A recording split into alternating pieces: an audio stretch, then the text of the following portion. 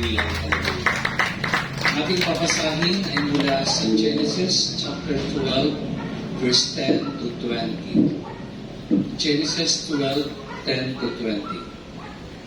Nagkaroon ng matinding tagutom sa lupain ng Kanaan. Kaya umalis doon sina Abram at naglakbay na patimog patungo sa lupain ng Ehipto upang doon muna manirahan.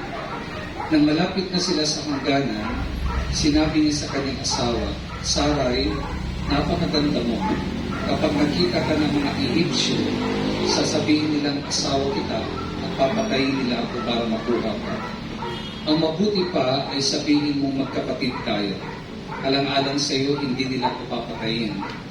Na makapasok na sina Abram sa Ehipto, napunangan ng mga Egyptyo na napakaganda ni Sarai, nang nakita siya ng mga pinuno roon, ibinalita nila sa Paraon kung gaano siya kaganda. Kaya iniutos nitong kunin si Sarai at dalhin sa palasyo. Dahil sa kanya, mabuti ang naging pagtanggap ng Paraon kay Abram at binigyan pa niya ito ng mga tupa, kambing, baka, asno, kamelyo at mga alipin. Dahil dito ay pinahirapan ni Yahweh ang Paraon. Siya at ang buong palasyo ay nagdanas ng katakot-takot na karamdaman. Kaya't si Abram ay pinatawag ng Paraon at tinanong, bakit mo ito ginawa sa akin? Bakit hindi mo sinabing asawa mo siya? Ang sabi mo'y kapatid mo siya, kaya naman kinuha ko siya para maging asawa. Dito na ang asawa mo, kunin mo siya, umalis na kayo. Iniutos ang Paraon sa kanyang mga tauhan na paalisin ang mag-asawa, dala ang lahat nilang ari-arian. Mga magulang at kapatid, kay Kristo, ito po ang mga salita ng Diyos. Pagod ka, Panginoon. Praise God, hallelujah. Makakaling po na tayo, mga kapatid. You may be seated in the presence of God. Mga kapatid, ngayong gabi, ating pong nabasa, pinag-aaralan po itong kay Abram at kay Sarai, kapatid nung wala pa silang anak. At ang storya na ating binasa ay pamamagatan kong mistakes, we all make them. Mistakes, we all make them. Pagkakamali, mistakes. Lahat tayo ay nagagawa yan. Amen? Sino dito ang hindi nagkakamali? Taas ang kamay. So kung di ka nagkakamali, makakauwi ka na. So ngayong gabi mga kapatid, ito ang ating topic, mistakes. We all make them. Alam nyo, lahat tayo nagkakamali. Every one of us commit mistakes. We all make mistakes because we have poor information, we have bad judgment, and we are making wrong choices. Nagkakamali tayo, una, dahil mali ang impormasyon na ating naririnig. Madalas, mali ang ating ginagawa kasi mali rin yung impormasyon na ating narinig. Pangalawa, nagkakamali tayo dahil mali ang ating judgment, ang ating hatol. No? Meron tayong poor or bad judgment. At pangatlo, nagkakamali tayo dahil mali ang ating mga choices. Mali yung ating pagpipili o pagpili natin. Okay?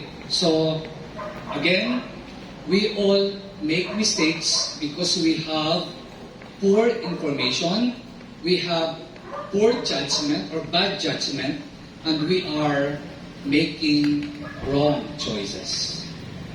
Mga kapatid, so lahat tayo nagkakamali. Sabi nga ng James 3 verse 2, tayong lahat ay malimit magkamali. Ang sinumang hindi nagkakamali, sa kanyang pananalita ay isang taong ganap at marunong magpigil sa sarili.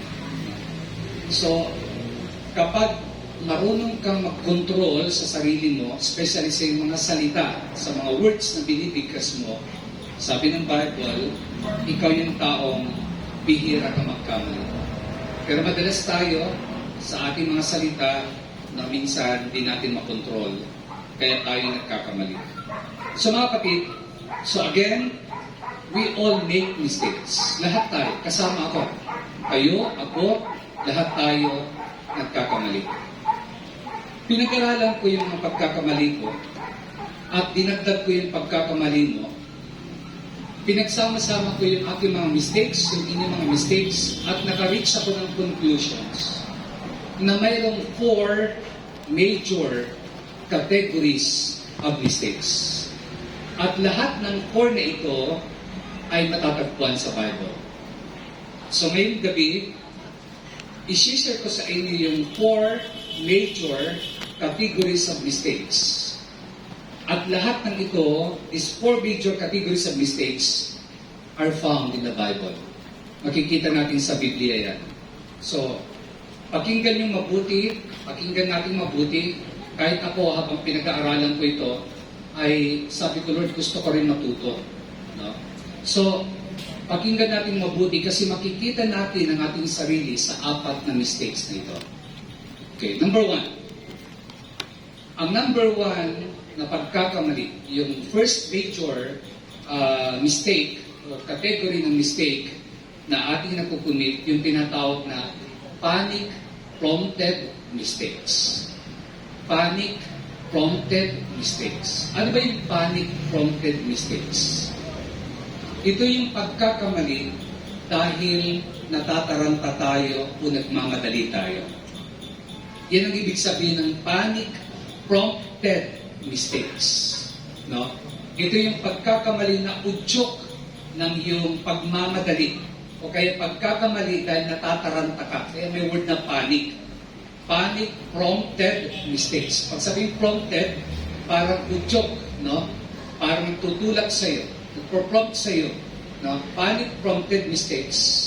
Ito yung unang klase ng pagkakamali. Panic-prompted mistakes are made dahil nagmamadali tayo o natatakot tayo that something is going to happen.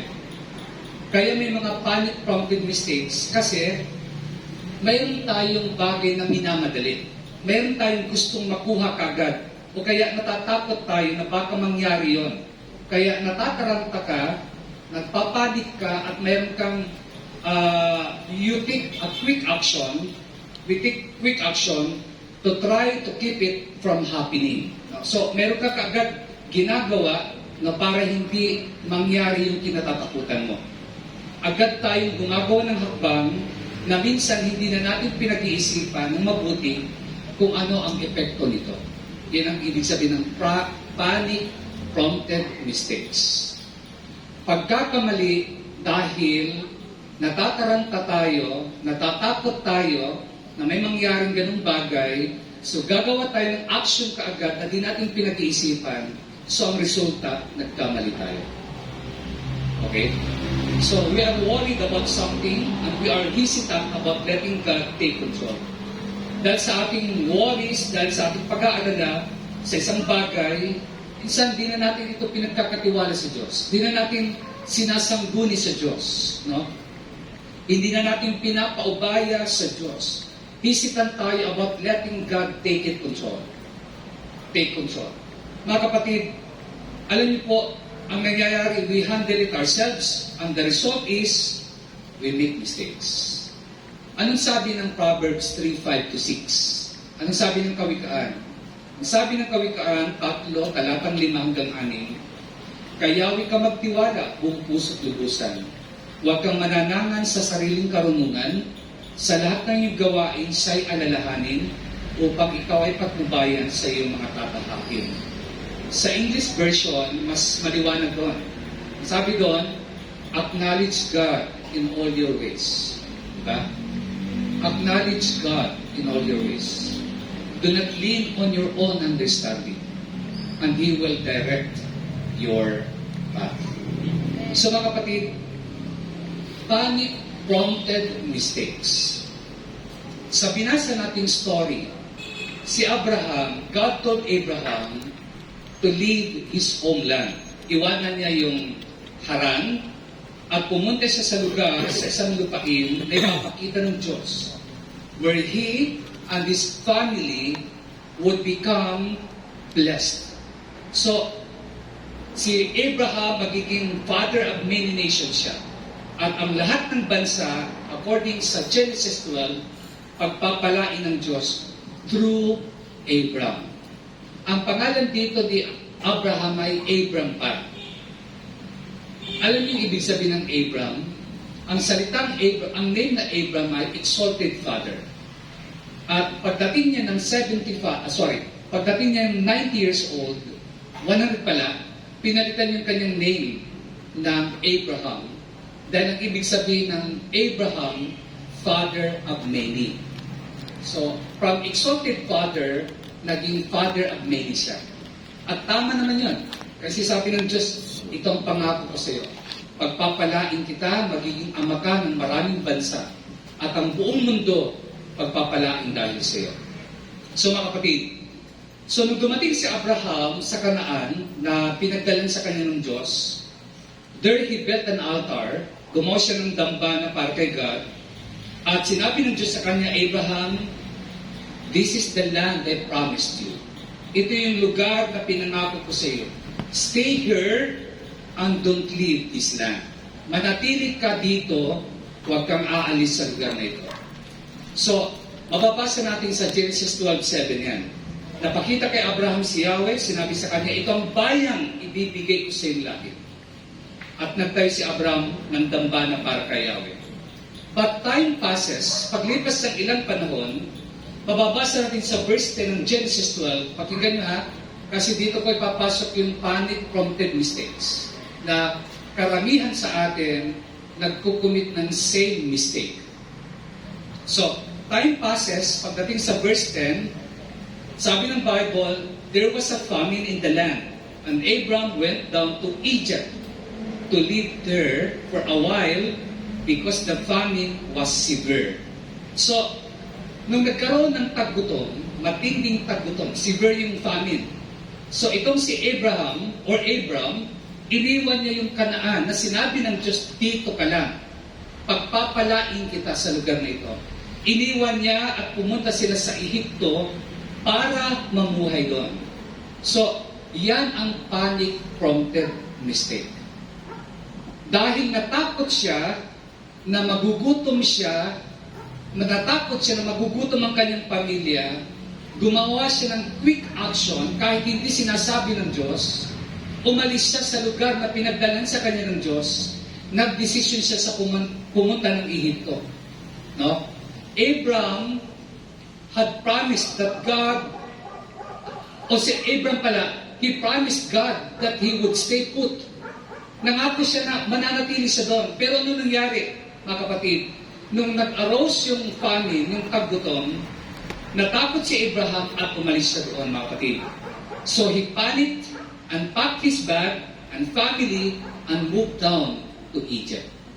So mga kapatid, alam nyo, ang mistakes ay hindi naman necessarily na kasalanan. Pero minsan ang mistakes ay may mga domino effect yan. No? Pag sinabi kong domino effect, may chain reaction. Na kapag nagkamali ka sa isang bagay, sa isang desisyon, may susunod na ng mga pagkakamali. Okay? So mga kapatid, nagpanik siya, pinakta yung kanyang mga kagamitan, inayos ang kanyang pamilya, at pumunta sila sa Ehipto. So, unang domino ay bumagsak. Mga kapatid, verse 11 to 13, as he was about to enter Egypt, he said to his wife, Sarah, I know what a beautiful woman you are.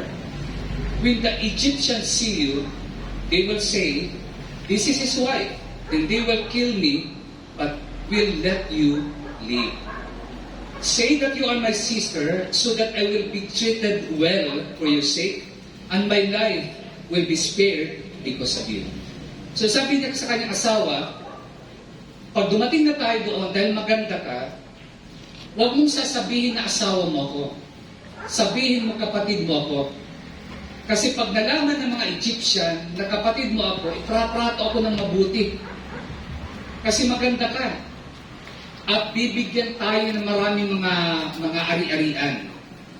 At ganun na nangyari. Nang makita siya ng mga tao sa Ehipto, sinabi sa Parang, ang ganda ng babae ito. At tinanong siya, ano mo ba yan si Abram? Ang kapatid ko yan. Sinabi yon ni Sarah dahil sinabi sa kanya ni Abram. So sa madaling salita, no, Ang sinasabi dito ni Abraham ay, huwag sabihin na mag-asawa sila kundi magkapatid. Inudyo kanyang asawa niya na magsinungaling. Okay? Ang unang domino ay umalis sila sa Kanaan. Mali yun. Ang pangalawang domino na bumagsak, nagsinungaling sila. Amen. The dominoes are beginning to fall. Unti-unti na siyang bumabagsak. One mistake lead to another as we try to excuse and cover up our mistakes. Madalas, ang ating pagkakamali nadadagdagan dahil sa ating mga pagko-cover up sa ating pagkakamali. Okay? Dahil sa ating pagtatakip ng ating mga kasalanan. Kaya ano nangyayari? May chain reaction. Pero ang point ko, ang tao nagkakaroon siya ng panic-prompted mistake and they make them primarily in two areas of life. Makinig kayo. Ang panic-prompted mistake ay nangyayari ito sa ating lahat. Especially sa dalawang area ng buhay. Ano ito? In the area of romance and in the area of finance. Makinig kayo ha. In the area of romance and in the area of finance. Ang panic-prompted mistakes ay madalas nagagawa natin sa dalawang larangan. Sa larangan ng pag-aasawa at sa larangan ng pananalapi. Okay. I-explain ko sa inyo mga kapatid. Unahin natin in the area of romance. How many times na na-meet yung mga tao na nasa 30 na ang edad, ang iba lampas na ng 30, at sinasabi nila di pa nila namimit yung right someone, no? At nagpapanik na sila. Ang sabi nila, magti-30 na ako o 30 plus na ako. Wala pa yung lalaki o babae na gusto ko. Magiging bachelor na lang ba ako? Magiging old maid ba ako for the rest of my life? Panic-prompted mistake in the area of romance. No? Mga kapatid, iniisip ng iba, dahil 30 plus na, 40 plus na, or 40 na, malapit na mag-40, iniisip nila, baka maging bachelor na lang ako, baka maging old maid na ako, walang magpapakasal sa akin. Kaya ano nangyayari? Panic-prompted mistake. Amen? Nung bata-bata ka pa, may ideal man ka. May ideal woman ka. Di ba? Pihikan ka. Nung bata-bata ka pa, sabi mo gusto ko yung height ganito, gusto ko yung mata niya ganito, gusto ko mapera siya, gusto ko may pinag-aralan, mabait, maginoo, pero hindi bastos. No? Mayroon tayong siniset na standard. Makinig kayo ha?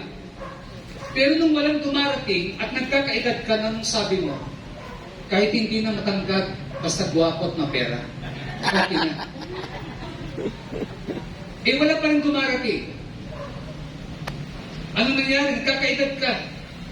Eh kahit hindi na mapera, basta guwapo. Eh malapit ka na mag-40. Nagpapanik ka na. Sasabihin mo, kahit ano na lang, basta mainit at buhay.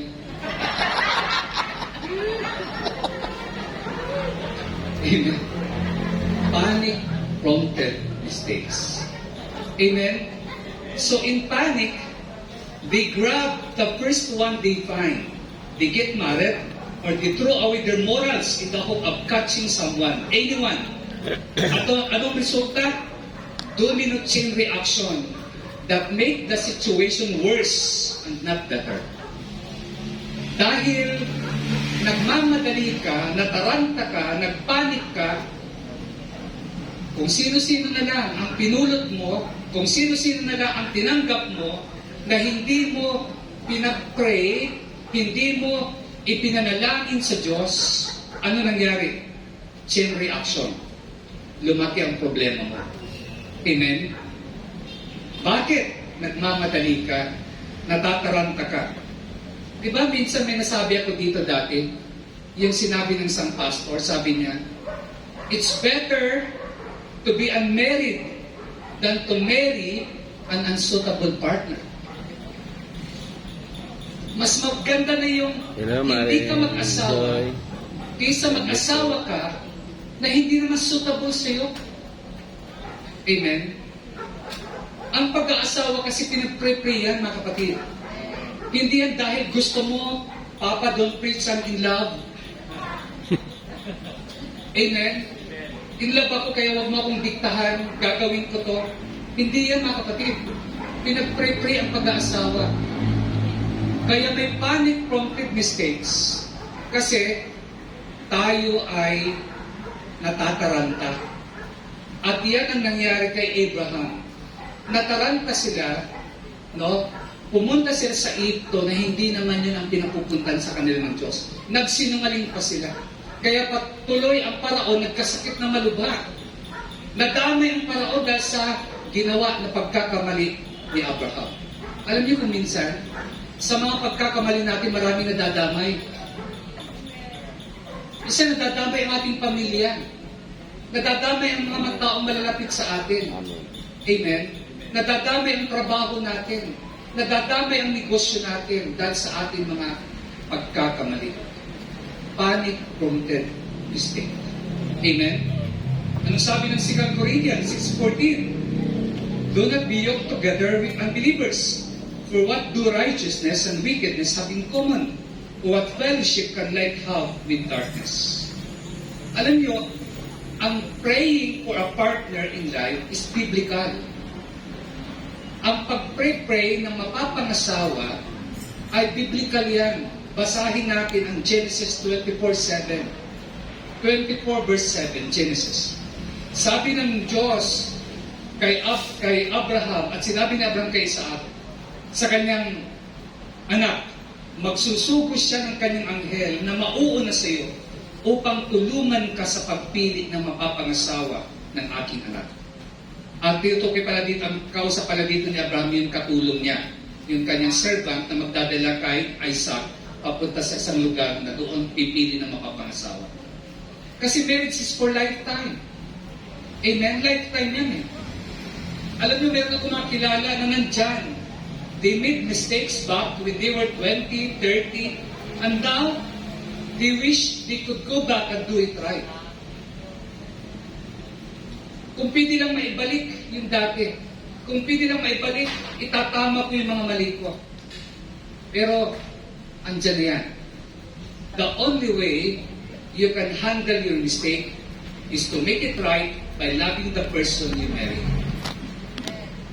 Kung nagkamali ka, at andyan na yan, mahalin mo na lang siya. Yan ang tama. Amen. Mahalin mo na lang siya. Dahil nandyan na yan para may tama mo, no? Huwag mo nang isuli yan sa mga binan mo. Mahalin mo na lang yan para umabang buhay mo. Alam niyo, isa sa pag-aaral sa Germany, sabi sa Germany, may pag-aaral sila na ang isang lalaki daw na humahalik sa asawa niya ay naproprolong yung buhay niya ng 10 years. At sabi pa sa pag-aaral sa Germany, ang halik ng isang asawa ay nag-aad ng 30% ng kanyang income. Kaya ka nalulugi kasi di ka na humahalik sa asawa mo. Amen? Pag-aaral sa Germany yan. So my point is, no, nagkamali ka, mahalin mo na lang yan. Di na piling isuli yan. No? Mahalin mo, yan ang tamang gagawin mo. Amen? Amen. So in the area of romance, panic-prompted mistakes.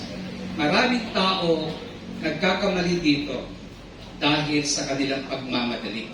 Natataranta, natatakot, baka maging old maid, baka maging bachelor na lang. Kaya kahit sino na lang, no? Hindi na pinapray, hindi na hiningi sa Diyos, pinanatan, basta mainit ang buhay. Okay. Pangalawa, ito tayo sa unang mistake ha, panic-prompted mistakes. Alam niyo yung panic-prompted mistakes, hindi lang ito sa area ng romance. In the area of finance, sa pananalapi. It can happen in the area of our finances too.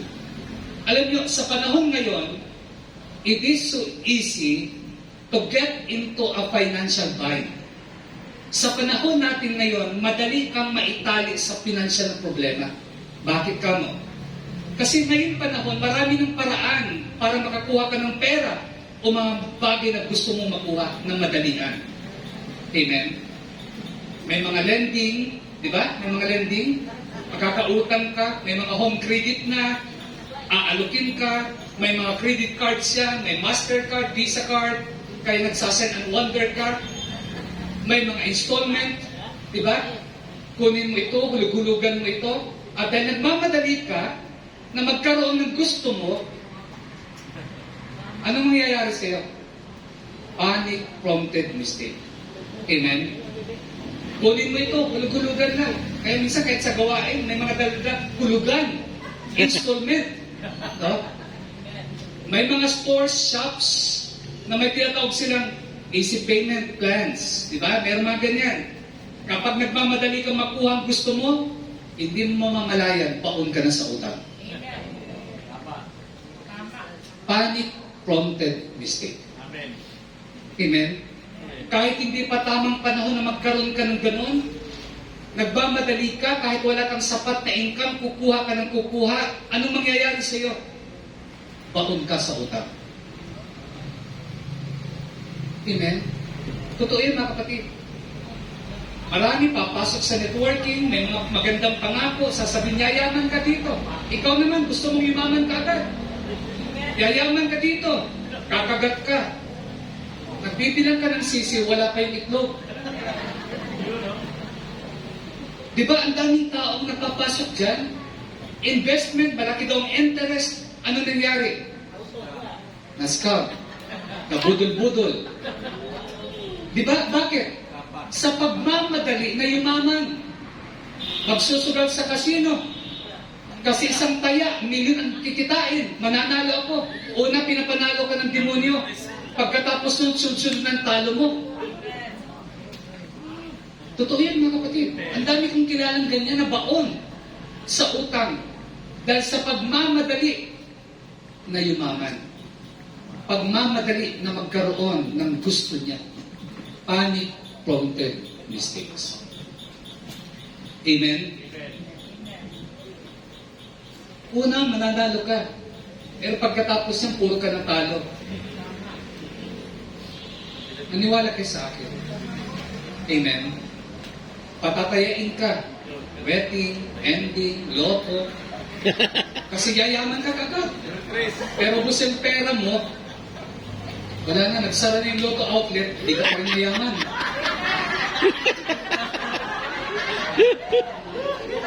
Panic-prompted mistakes.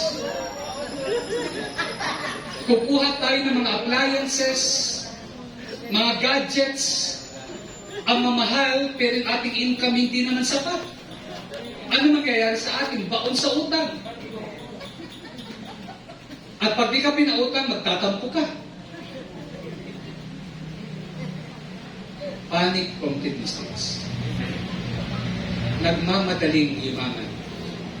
Nagmamadaling makuha ang gusto. 1 Timothy 6 verse 9, pakinggan. Ang mga nagnanasang yumaman sa anumang paraan ay mahuhulog sa tukso at sa bitag ng masasamang hangaring magtutulak sa kanila sa kapahamakan. Ang mga nagnanasang yumaman sa anumang paraan ay mahuhulog sa tukso at sa bitag ng masasamang hangaring na magtutulak sa kanila sa kapahamakan. Amen? Alam niyo, ang Diyos pag nagpayaman, hindi madalian. May proseso. Gusto ni Lord magpagal ka. Gusto ni Lord magtrabaho ka. Marangal. Tamang paraan. Amen? Yan ang gusto ng Panginoon. Hindi madalian. Kasi pag shortcut, magkakamali ka. Amen? Mayroon pong isang lingkod ng Diyos sa Bible, ang pangalan niya Gehazi. Si Gehazi, siya yung contemporary ni Prophet Elisha. Isang araw, magkasama tong dalawa, at si Elisha ay nilapitan siya ng isang mayamang general ng Assyria ng pangalan ay Naaman. at may leper itong si Naaman.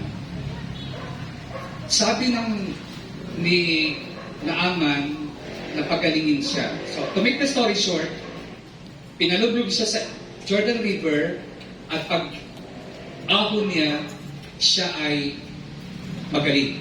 Gumaling kanyang leper, kanyang leprosy. Now, nung gumaling si Naaman, sa tuwa niya, nagdala siya ng maraming ginto, silver, at mga kayamanan papunta kay Elisha. Kasi si Gehazi, katiwala to ng king ng Assyria. Trusted soldier to trusted general to. Helpless yung king ng Assyria pag wala si Naaman. Kaya lahat ng hilingin ni Naaman, binibigay ng king. So inoperan ni Naaman si Elisha ng kayamanan. Pero he refused. Sabi ni Elisha, as the Lord lives, hindi ako kukuha sa iyo ng anumang bayan sa pagpapagaling ng Diyos sa iyo. So umalis si Naaman na hindi siya kumuha si Elisha ng bayad. Nung marinig yun ni Gehazi na hindi kumuha ng bayad si Elisha, nang hinayang siya, naisip niya, sayang. Ang ginawa niya, paglipas ng ilang oras, sinundan niya ngayon si Naaman. At nagsinungaling siya. Sabi niya, may dumating na bisita yung aking propeta. At humingi siya ng kaunting pagkain sa iyo at kunting salapi na rin. Ganun ba? Sige, nandito lahat. Ito yung ginto, ito yung pilak. Pero hindi totoo yun na humingi si Elisha. Dahil sa kaniyang paghahangad na yumaman ni Gehazi. Dahil sa kaniyang greed, dahil sa kaniyang kasakiman, at God gusto na ng shortcut na yumaman siya kaagad. Ang ginawa niya, kinuha niya yung gold, kinuha yung silver, kinuha niya yung mga damit na mga importante, pinaon niya sa lupa. Tapos, umuwi siya doon sa tinitirahan ni Elisha. Sabi ni Elisha, Gehazi, saan ka nang galing? Wala. Namasyal-masyal lang. Alam niyo, mga namamasyal-masyal lang. Minsan, di ba yan din sabi ng Diyos kay Hope, di ba? Saan ka galing, Satanas? Namamasyal-masyal lang. So, ano nangyari, mga kapatid? Sabi ni Elisha, hindi mo ba alam, nakasama mo yung Espiritu ko, nang pumunta ka kay Gehazi at humingi ka ng pera, ng salapi, ng ginto at pila? Ngayon, ito sasabihin ko sa iyo, Gehazi. Lahat ng kayamanan na kinuha mo ay mapapasayo. Pero ang ketong, ang leprosy ni Gehazi, ni Naaman ay paglilipat sa iyo. At hindi lang sa iyo, lahat ng angkan mo, mga anak mo magiging may leprosy. Tingnan niyo. Diba? Sa paghahangad ng kayamanan, madali ang kayamanan. Anong nangyari? Kapahamakan. Amen? Panic-prompted mistakes. Panic-prompted mistakes often start out as simple mistakes, but like falling dominoes, the momentum gets out of hand and the result can be disastrous. Huwag magmamadali. Huwag magmadali sa pag-aasawa. Huwag magmadali sa pagpapayaman. Huwag magmamadali sa pagkuha ng gusto mo. Lahat ng bagay may tamang panahon. May tamang panahon. Diba sabi ng Ecclesiastes 3, kung ako nagkakamali, God made all things beautiful in His time. Diba? Gagawin ng Diyos na maganda ang lahat ng bagay sa tamang panahon. So, panic-prompted mistakes. Punta tayo sa pangalawang mistake. Na lahat tayo nagkukumit ito. Yung tinatawag na mistakes of neglect. Ito yung number 2. Mistakes of neglect. Ito naman yung pagkakamali na dulot ng kapabayaan. Neglect means kapabayaan. We make mistakes because of our neglect. Una, neglect sa ating pamilya. Napabayaan natin ang ating pamilya, kaya ang resulta, problema. Makinig kayo. One very clear example of these mistakes of neglect ay si King David. Si David, as you know, he was a very special person. Dahil sabi ng Bible, tinawag siyang a man after God's own heart. Ang lalaking malapit sa puso ng Panginoon. But King David made just as many mistakes as we are capable of making. Marami siyang pagkakamali na nagawa dahil sa kanyang pagpapabaya. Katulad ng mga pagkakamali din natin. For example, si David, alam niyo ba kung ilan ang asawa niya? David had 18 wives. 18 ang kanyang asawa. Yun pa lang, malaking pagkakamali na yun. Amen? Malaking pagkakamali na yun. Naalala kong sabi ni Brother Mike minsan sa aming mga disciple, kaya minsan kayo nagkukulang kayo kasi nagdadalawa kayo ng pamilya. Kung iisa lang pamilya ninyo, di kayo magkukulang. Ito, 18. Malaking mistake to. Amen? At aside from that, pakinggan niyo ha, mistakes of neglect. Sa 1 King 1:5-6, chapter 1 verse 5-6, ito ay tungkol kay David at kay Adonijah. Si Adonijah, isa sa kanyang mga anak. 1 King 1:5-6, pakinggan niya. Samantala, ipinamalita ni Adonijah na anak ni Haggith na siya ang hahaliling hari. May inihanda siyang mga karwahe, mga ngabayo at 50 tagatakbo ng kanyang unahan. Verse 6, minsan man ay hindi siya pinagsabihan o sinumbatan ng hari sa ginagawa niya. Si Adonijah ay kapatid na bata ni Absalom at napakakisig din tulad nito. So anong sinabi ng Bible? 1 King 1:5-6, Adonijah exalted himself. Tinataas niya kanyang sarili at sinasabi niya, I will be king, akong papalit na hari. He prepared for himself chariots and horsemen and 50 men to run before him. Tatakbo. No? Mga kapatid, at sabi dito sa verse 6, and his father, that's David, had never crossed him at any time. Pag sinabing never crossed him, ang Hebrew word niya ay never paid him. Ibig sabihin, hindi siya pinalo ng kanyang ama. Hindi siya pinagsabihan ng kanyang ama. Hindi siya dinisiplina ng kanyang ama. David had never physically punished him. David had never spanked him and never disciplined him at any time. Kaya nga sa Tagalog, ang sabi dito sa verse 6, minsan man hindi siya pinagsabihan o sinumbatan ng hari sa ginagawa niya. So the result is, si Adonijah nag-develop siya ng selfish, rebellious nature that one day, nagsabi siya sa kanyang sarili, I want to be a king. I want to be king now. I can take the throne away from my father. So, dahil hindi siya pinagsabihan, hindi siya pinalo ng kanyang ama, hindi siya dinisiplina ng kanyang ama, na-develop kay Adonijah yung rebellious spirit, yung prideful na spirit, mga kapatid. Nagmalaki siya, na-spoiled siya, at isang araw, ang kanyang ama, ang kanyang kinalaban. Mga kapatid, and one reason that he was that kind of person, that kind of son was because of David's neglect. David's neglect. Naging ganito si Adonijah dahil pinabayaan siya ni David. Pinabayaan ni David ang kanyang anak. Hindi niya ito pinalo, hindi niya ito pinagsabihan, hindi niya ito dinisiplina, hindi niya ito tinuwid. And David made the same mistake that many have made and maybe are still making until today. Marami sa atin, no? Dahil mahal natin, hindi natin dinidisiplina. Hindi natin pinapunish. Hindi natin pinapalo. Amen? At marami sa atin, dahil busy tayo sa ating mga ginagawa, napapabayaan natin ang ating pamilya. Neglect of mistake. Amen? David became so busy being king, being important, being an administrator, that he neglected his family. Pag busy na tayo sa ating mga ginagawa, at hindi na natin na pagtutuunan ng ating mga pamilya, isang araw, magiging malaking problema ito. Amen?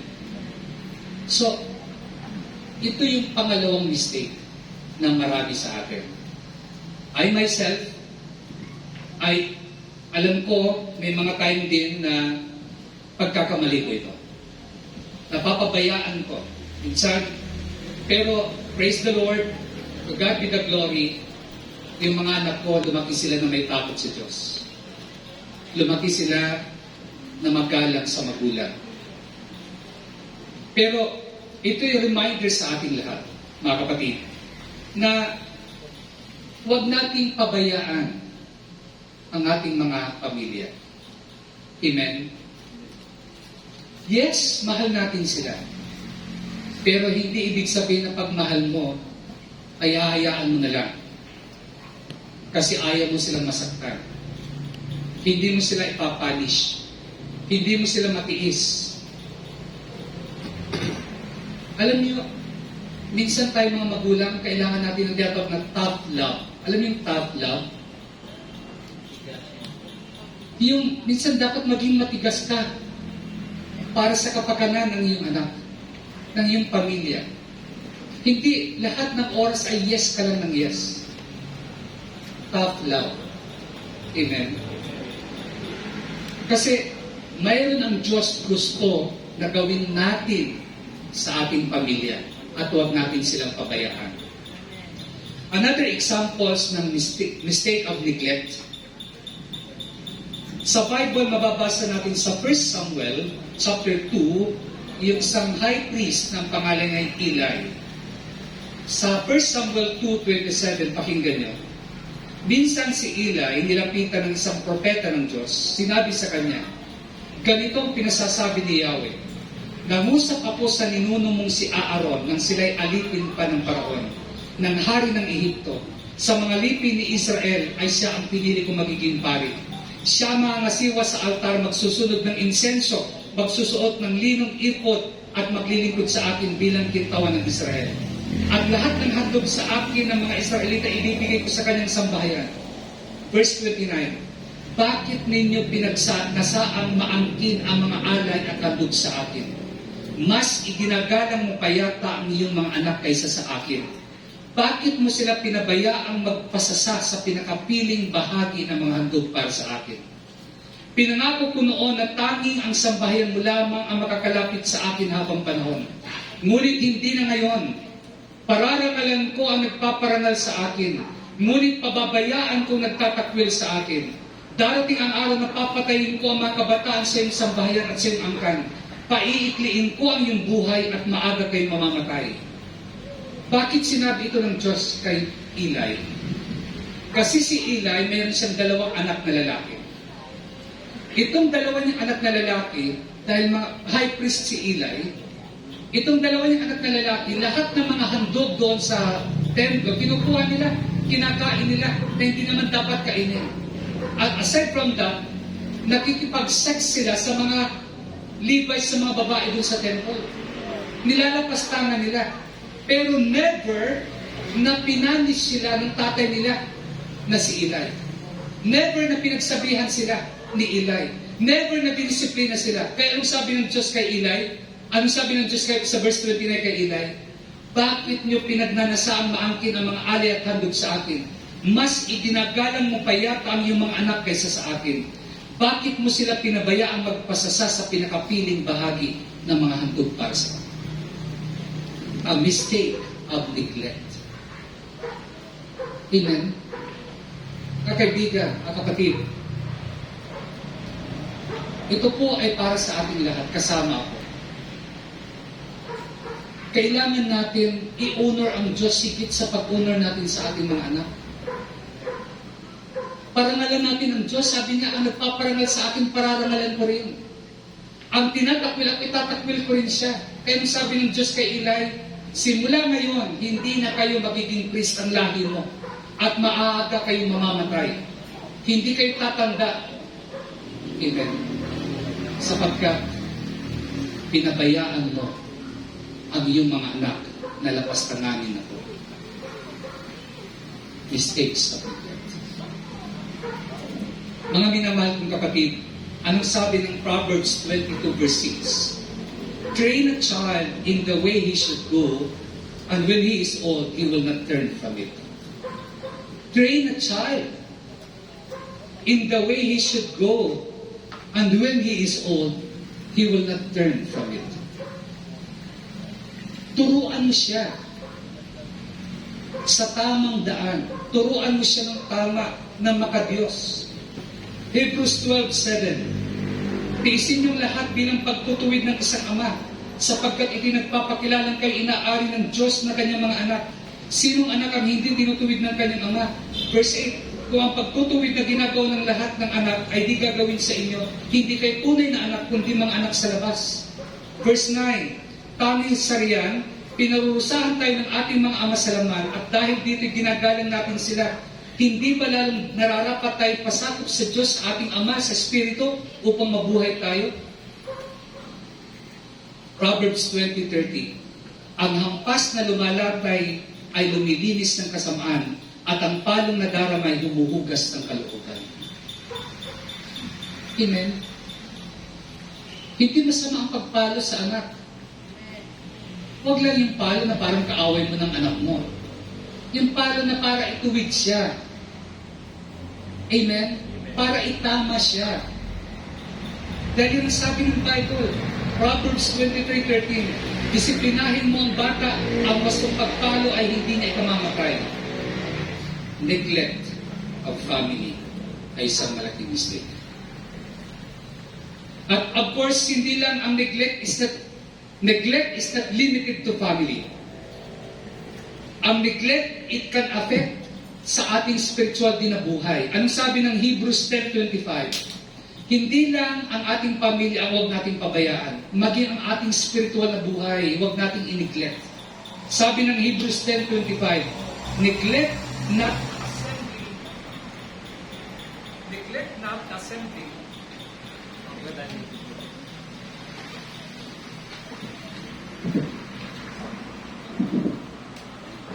Hindi na ata nila gusto yung aking topic.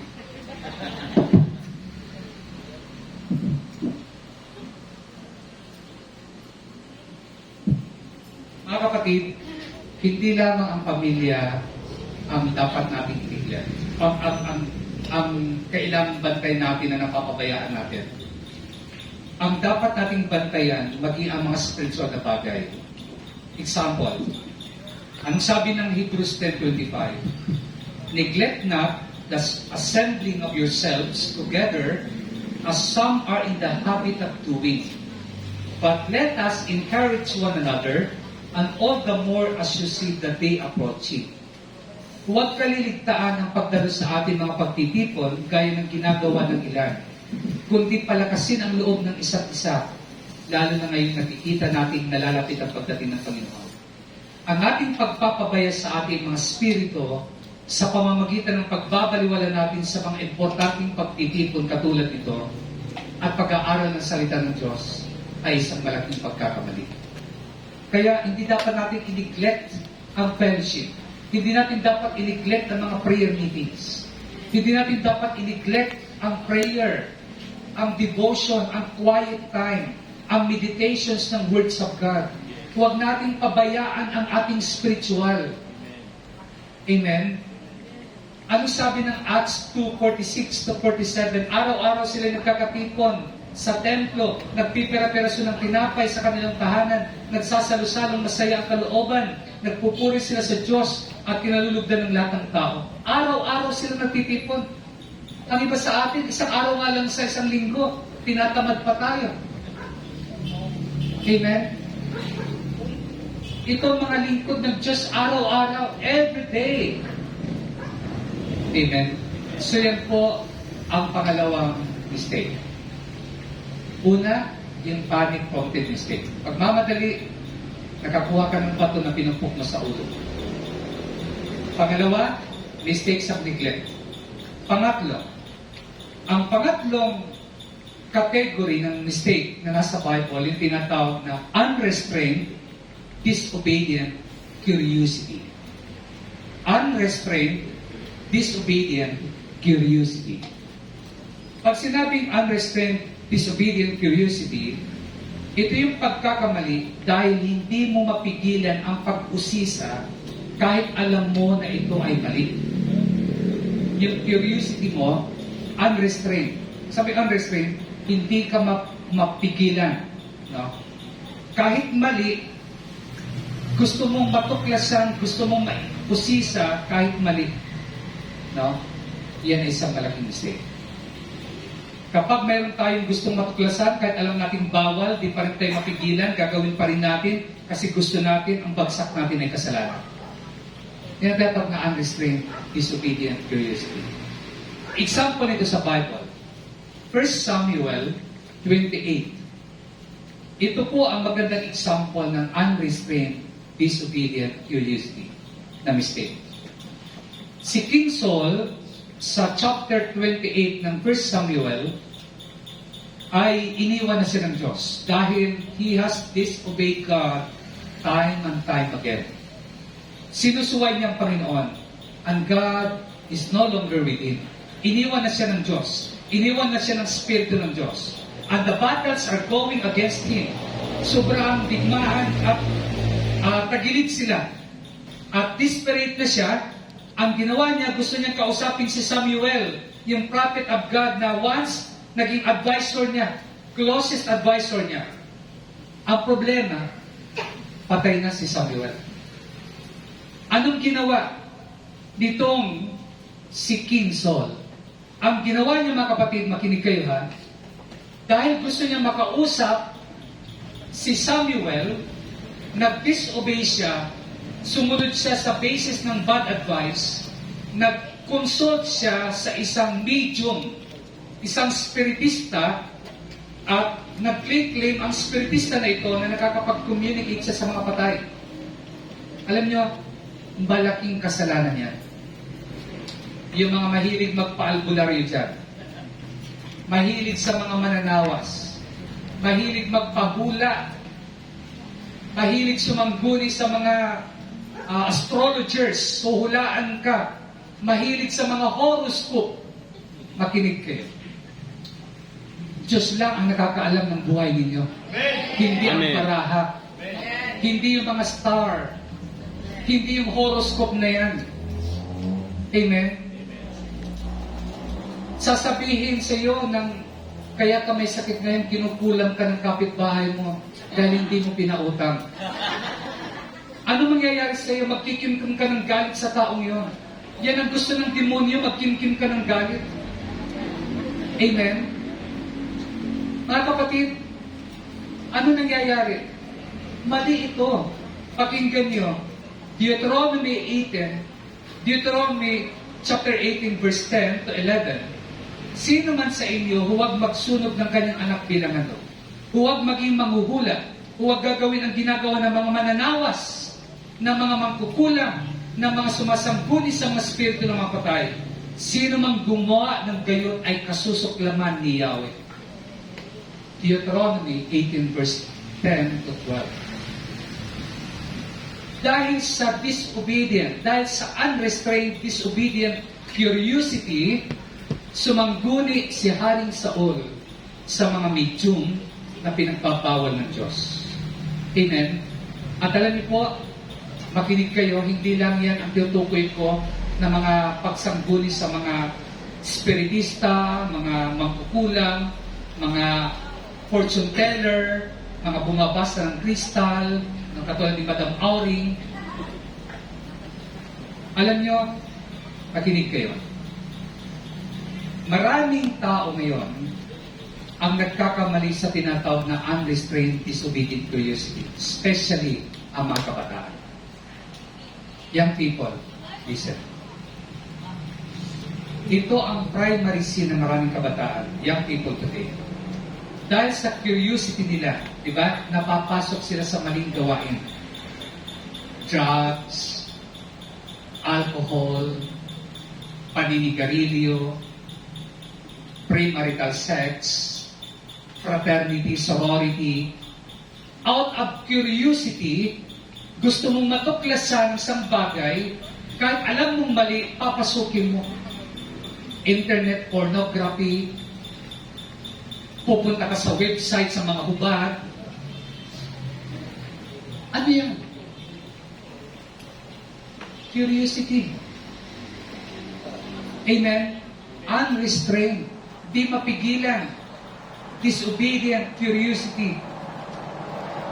Of course, hindi ito exclusive lang sa mga young people. Maraming matatanda na rin na ganun din ang ginagawa. Amen? Sa mga kabataan, alam niyo, hindi niyo namamalayan kahit sa music. May mga music na satanic. May mga music na inspired ni Satan. Kahit sa mga games, sa mga online games, hindi niyo lang alam. May mga satanic dyan, no? Na parang ilalagay sa iyo yung panggigigil, yung galit, no?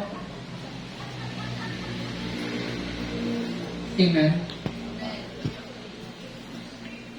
Yung mga, mayroon bang drug addict kung walang tumikim ng drugs? Mayroon bang mga alcoholic kung walang tumikim ng alcohol? Saan nag-umpisa? Unang curiosity lang. Amen? Una, ganun lang. Hanggang nabaon ka na, nalulung ka na. Naging alcoholic ka na, naging drug addict ka na. Amen? Bakit? Unrestrained, disobedient, curiosity. Marami po, ako, I believe, ang paggamit ng drugs ay isang satanic influence. Bakit? Kasi, hindi lang katawan mo sisirain mo, pati buhay mo, pati pamilya mo sisirain mo sa drugs. Sa bisyo. Amen. Kaya, if you are playing with the young people, you are playing with a spiritual world that can grip your soul and squeeze it to death. Di mo namamalayan, ahawakan ka ng kaaway. At lastly, na mistake, dito ako magtatapos, yung tinatawag na blind spot mistakes. Blind spot mistakes. So una, na nabanggit ko, panic-prompted mistakes. Pangalawa, yung mistakes of neglect. Pangatlo, yung unrestrained, disobedient curiosity. At ang pang-apat, blind spot mistakes. Ano ang blind spot mistakes? Na halos lahat tayo nagkakamali sa ganito. Ito yung pagkakamali dahil hindi natin nakikita ang ating totoong kalagayan o di natin nakikita ang ating sarili. The blind spot mistakes are mistakes that we make because we are unable to see ourselves and the situation as it really is.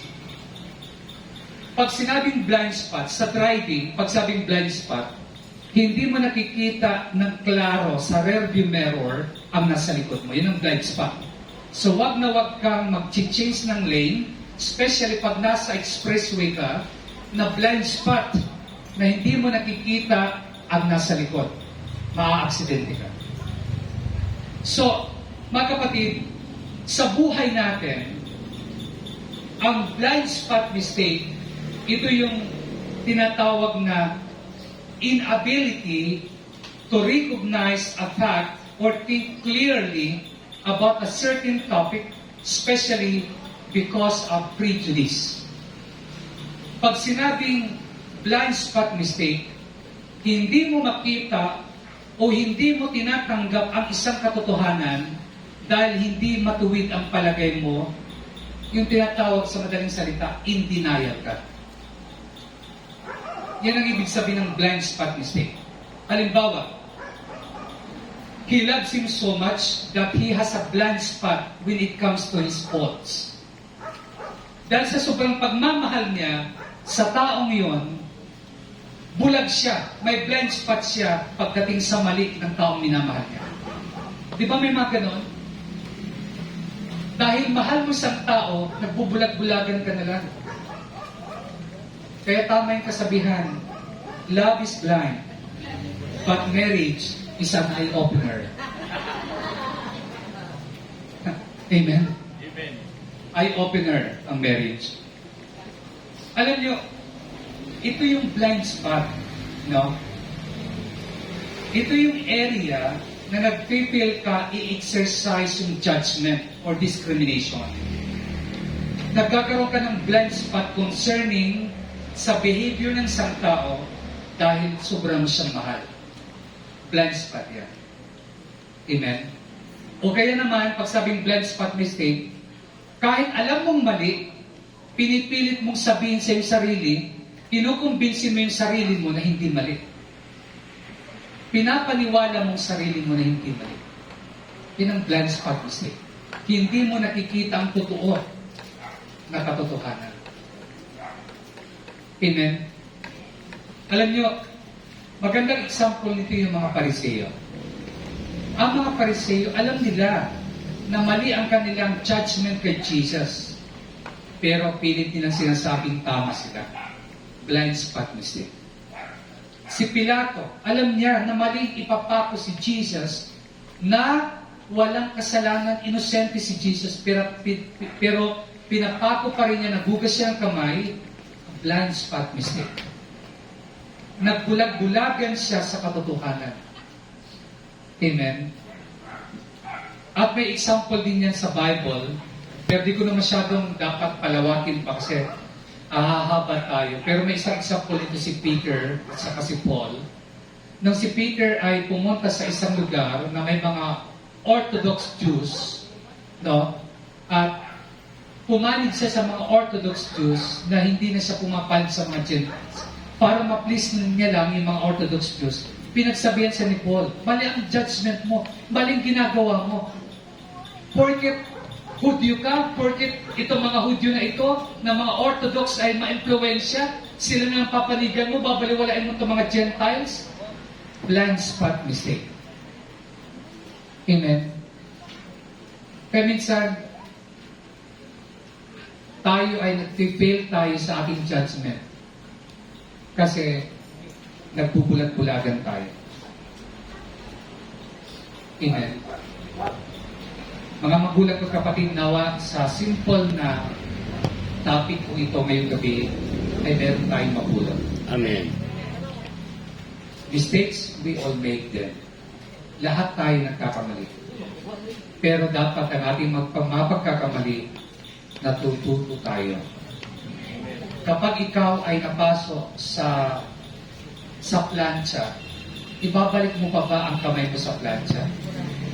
Of course, hindi na. Kapag ang paa mo ay napasok sa tambutso, ibabalik mo pa ba ang paa mo sa tambutso? Hindi na. Dapat nag-learn tayo sa ating mga mistakes. Amen? Hinahiyaan ko kayong tumayo, mga kapatid. Sa gabing ito, tayo lumapit sa Diyos. Mga minamahal kong magulang at kapatid,